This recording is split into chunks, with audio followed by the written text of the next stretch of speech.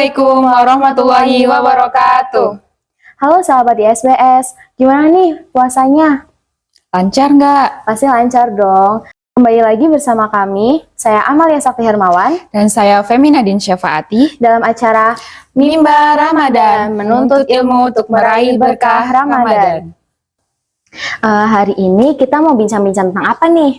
Buat hari ini kita mau ngomongin tentang puasa dari segi kesehatan nih Mel.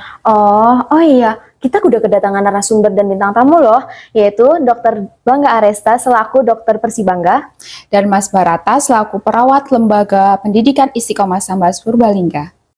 Kita panggil Dr. Bangga Aresta. Dan Mas Barata. Assalamualaikum dok. Assalamualaikum Mas. Apa kabar Dokter Bangga? Juga Mas Barata, gimana kabarnya nih? Alhamdulillah baik Mbak. Ya, alhamdulillah juga baik. Oke, bulan puasa seperti ini sibuk apa aja dok? Kalau Pak Barata gimana nih? Di boarding aktivitasnya apa aja? Saya dulu ya Mbak ya. Saya kebetulan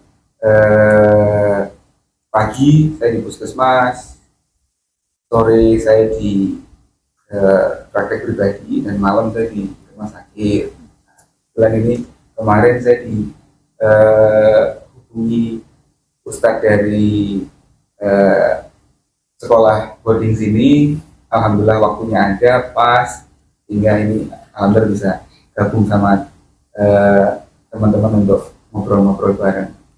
Kalau saya sendiri kesibukannya di boarding sama seperti sebelum puasa, juga tetap mengecek santri, terus memberikan penanganan bagi santri yang sakit. Sebelum kita lanjut, kita simak video berikut ini. Assalamualaikum. Waalaikumsalam. Puasa kok lemes gitu? Nggak tahu nih, kok rasanya lemes banget ya. Ada yang salah kali sama suami Ati. Tadi sahur pakai apaan? Pakai apa ya? Kok Ana lupa? Harusnya tuh sahur pakai 4 sehat 5 sempurna. Emang 4 sehat 5 sempurna itu apa aja? Contohnya nih ya, tahu, telur, lele, ayam, nasi, tambahannya susu ya, itu lengkapnya. Jadi besok-besok soalnya 4 sehat 5 sempurna. Oke deh, besok-besok Ana sahur pakai 4 sehat 5 sempurna. Balik kelas sekarang. Udah deh, yuk. Setelah kita lihat video yang tadi, video yang pertama menunjukkan orang yang merasa lemas ketika berpuasa. Nah, menurut Dokter Bangga sendiri nih, seharusnya saat sahur, kita tuh sebaiknya mengkonsumsi makanan yang seperti apa sih, supaya badan terasa tidak lemas saat berpuasa seharian? Ya, jadi memang kebutuhan nutrisi terutama pada saat bulan Ramadan ini memang harus disesuaikan dengan aktivitas kita sehari-hari.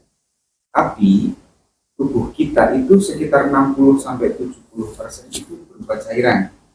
Nah, makanya ketika kita berpuasa, kurang lebih kalau di Indonesia kan puasanya sekitar 13-14 jam. Nah, pada saat itu tidak ada nutrisi, tidak ada cairan yang masuk, sehingga dari mulai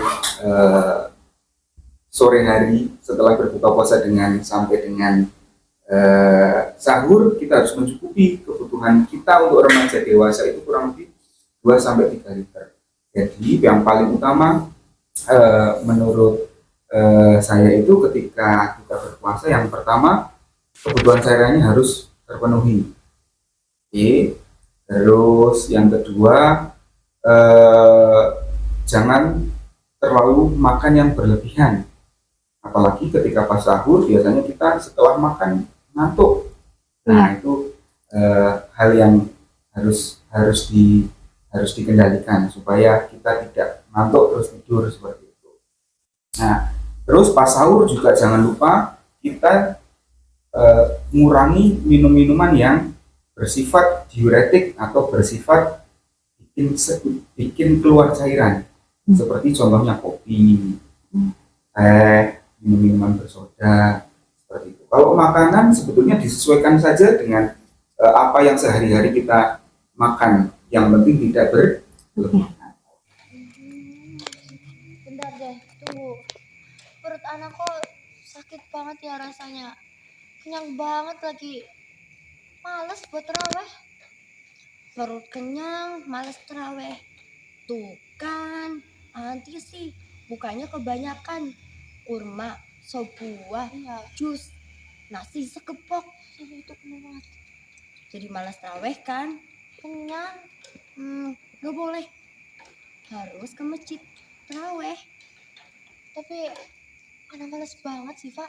Gak boleh males. Ayo. Perut anak kenyang banget sih, Pak. Beneran. Biar ini beneran.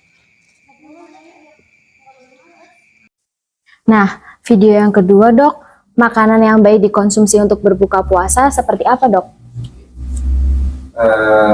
Ya, berbuka puasa intinya kita setelah puasa tidak makan, tidak minum kurang lebih selama 13 sampai 14 jam, tubuh kita itu hampir seperti diistirahatkan. Nah, ketika buka puasa kita kadang-kadang kita sering lapar mata tuh. Yeah. Banyak menu di meja makan, kemudian apa-apa kepengen dimakan, nah itu kadang-kadang yang sering bikin masalah. Kita lupa bahwasanya kita sudah mengistirahatkan perut kita kurang lebih selama 13 jam, kemudian ditimpa dengan makanan-makanan yang berat langsung. Nah, kadang-kadang dengan ketidaksiapan itu akan menimbulkan masalah. Jadi yang baik adalah makan yang tidak berlebihan. Oke, yang biasa kita makan sehari-hari saja. Karena kalau kita menunya tiba-tiba beda juga nanti perut kita akan menerimanya kurang bagus seperti itu. Yang jelas kalau yang sehat ya rendah gula, jangan terlalu yang manis-manis, rendah natrium, jangan yang asin-asin, rendah lemak, jangan yang minyak-minyakan atau tepung-tepungan seperti itu. Lebih ke makanan-makanan yang mungkin tinggi protein, terus seratnya cukup seperti itu. Dok, sebenarnya dari makan sahur yang kita konsumsi itu ibarat baterai kuat sampai berapa jam sih? Apa kalau puasa jadi boleh males-malesan dengan dalil hemat energi? Oke.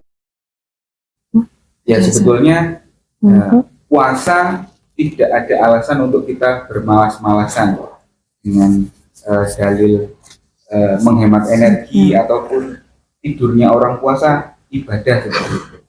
Tapi ya kita tetap harus beraktivitas seperti biasa. Yang penting kita harus menyesuaikan bahwa tubuh kita kurang lebih 13 sampai 14 jam tidak menerima asupan nutrisi baik dari makanan atau minuman. Nah, tadi yang disampaikan Mas Barata tentang tidur pada saat setelah sahur. Nah, itu pencernaan kurang lebih terjadi di perut kita itu sekitar 1 sampai 2 jam normalnya. Nah, jadi ketika misal kita makan sahur setengah 4, proses pencernaan itu berlangsung kurang lebih sekitar 2 jam. Berarti selesai itu berarti kisaran sekitar jam setengah 6. Nah, ketika sebelum pencernaannya selesai kita terus tidur, itu yang akan jadi masalah. Karena ketika kita tidur, hampir semua organ itu diistirahatkan. Organ-organ yang tidak istirahat itu cuma jantung, paru-paru, sama otak kita. Hampir semuanya itu istirahat. Nah, termasuk sistem pencernaan juga. Nah, ketika kita tidur setelah kita makan sahur, nah biasanya kita akan jadi makanan yang kita makan akan tertimbun dengan sia-sia. Seperti itu, yang harusnya dicerna dengan baik akhirnya tertimbun. Dan yang paling sering adalah kita kalau pagi-pagi jadi sembelit, jadi susah untuk buang air besar. Oke, karena pada saat tertimbun di dalam itu, cairan yang ada di dalam makanan yang ada di dalam perut kita itu tetap terabsorpsi atau terserap. Tapi perjalanannya itu lambat, sehingga ketika sudah pagi sudah kebelet seperti itu malah jadi susah untuk mengeluarkannya. Nah, itu yang bisa jadi masalah. Nah, Dokter dan Mas Barata ini berkaitan dengan kesukaan santri yang gemar berolahraga. Kadang santri tuh, apalagi kalau boarding putra ya, anak-anak suka main badminton di jam 1 siang. Tuh gimana sih menurut Mas Barata dan Pak Dokter sendiri? Mas, dulu. Kalau di Bogor itu yang suka main bola, basket, atau badminton itu pada jam-jam yang tadi disampaikan sekitar jam 1 siang. Pagi juga saya lihat ada juga yang main badminton juga. Jadi kalau di saat puasa mau bermain seperti itu tidak masalah. Jadi harus memperhatikan juga faktor kelelahan atau kecapeannya juga, karena otomatis kalau kita bermain badminton, main bola atau aktivitas berat seperti itu di luar ruangan itu akan menyita ya atau mengurangi itu cairan dalam tubuh, jadi akhirnya bisa juga mengakibatkan sebagai dehidrasi. Nah, kalau menurut Dokter Bangga, gimana nih? Boleh nggak sih orang berpuasa tuh berolahraga dan disarankannya tuh di jam berapa? Sebetulnya apa yang tadi dikatakan Mas Barata sudah tepat sekali, bahwa yang jadi masalah itu ketika kita melakukan aktivitas fisik, baik itu olahraga ataupun yang lain, bersih atau yang lain, adalah ketika kita dehidrasi. Jadi ketika kita mau berolahraga, harus kita sesuaikan, kita ukur dengan kemampuan kita.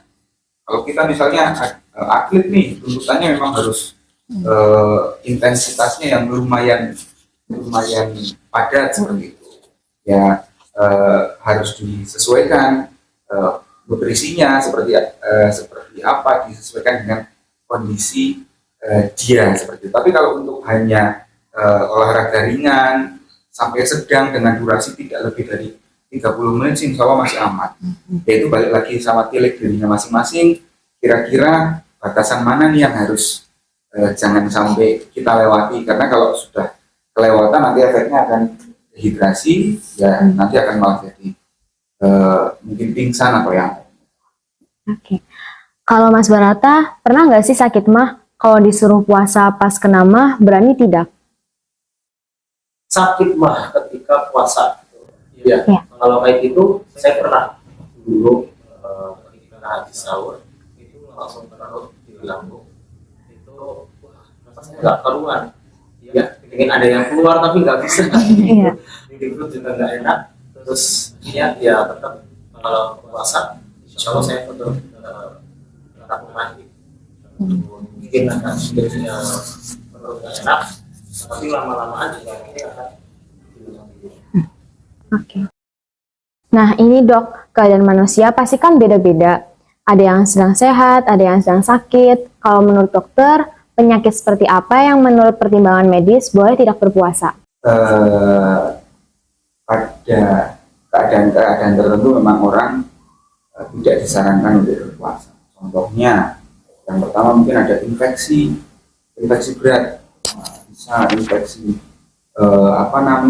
di saluran pencernaan, bisa diinfeksi di saluran pernapasan, bisa infeksi di tempat lain lah seperti itu. Kalau infeksi berat, ya misalnya yang bisa sampai mondok, sampai opname di rumah sakit, atau mungkin sudah ditahan-tahan tapi baru sempat periksa dengan keadaan yang sudah mulai lemes, harus ada intake makanan atau minuman yang masuk, ya memang harus diobati dengan betul. Yang pertama itu tadi infeksi berat. Nah, yang kedua mungkin orang-orang dengan gagal ginjal. Nah, orang-orang dengan gagal ginjal itu karena memang sudah terjadi kerusakan organ, makanya tidak disarankan untuk berpuasa. Terus lansia dengan Alzheimer, lansia sing sudah sering lupa-lupa, kayak putu nenyong apa siapa, sebenarnya siapa, kayak gitu kadang-kadang adzan zuhur dikira sudah adzan maghrib, nah, sehingga dia disarankan tidak berpuasa pun tidak masalah. Terus ada banyaklah penyakit-penyakit sebetulnya yang memang bisa untuk tidak berpuasa, tapi ketika sakitnya tergolong yang ringan dan masih bisa ditahan, ya lebih baik tetap berpuasa karena puasa itu memang banyak manfaatnya. Buat Dokter Bangga lagi nih, ada pertanyaan titipan. Terlepas dari tema, di Kabupaten Purbalingga katanya lagi marak-maraknya nih skabies. Oh ya, Kayak umumnya di pesantren, bagaimana nih cara pencegahannya? Terus kalau udah terlanjur kena, juga bagaimana pengobatannya? nah kebetulan banget ini. Saya baik di puskesmas, di praktek pribadi atau di rumah sakit banyak teman-teman dari santri baik putra atau putri datang dengan keluhan gatel-gatel. Katanya kalau belum gatel belum jadi santri. Nah, Iya. itu menurut saya hal yang salah karena yang adi konsinal suruh belajar bener-bener orang ketunggul belajar tapi malah borak-garuk terus kan tidak akan jadi maksimal. Nah itu sering sekali saya jumpai. Yang pertama yang namanya gatal skabies itu penyebabnya adalah tungau. Si tungau itu gampang sekali menular di suatu lingkungan yang ada gatal skabies yang sama. Itu gampang sekali menularnya. Ya, biasanya kerjanya bikin bikin terowongan di bawah kulit dan kerjanya di malam hari. Makanya biasanya orang budiken atau kena skabies itu baru-barunya di malam hari. Sebetulnya itu bukan penyakit yang berbahaya, cuma ya kan risih. Iya. Nah, dan bisa terjadi infeksi sekunder. Kalau sudah digaruk-garuki sampai lecet, kuman akan lebih gampang masuk. Nah, itu yang jadi berbahayanya seperti itu. Kalau untuk pencegahannya sendiri, yang pertama faktor higienitas, faktor kebersihan, ya bisa dimulai dari diri sendiri. Dengan cara seperti apa? Hal-hal pribadi, baik berupa handuk, pakaian dalam, spray, baju, celana itu harus dijaga betul-betul, jangan dipinjem-pinjemkan atau milih batire, pakaian yang bukan sebetulnya punya pribadi dipinjam seperti itu jangan sampai. Terus kalau sudah kena untuk pencegahannya itu bisa misal pakaian dalam, spray, bantal, sarung bantalnya itu direndam pakai air panas, pakai air panas supaya kumannya mati. Nah setelah direndam pakai air panas pun didiamkan dulu kurang lebih 2 hari. Seperti itu, jangan langsung dipakai, jangan dari tidur gitu, jangan. Terus bantal, kasur sebaiknya sesering mungkin dijemur. Nah kadang ada beberapa yang saya tanya sering dijemur nggak pernah, sering dicuci nggak pernah. Nah itu akan tambah mungir nanti ibaratnya seperti itu. Itu mungkin kalau tentang skabies yang pertama memang faktor higienitas atau faktor kebersihan sama faktor lingkungan.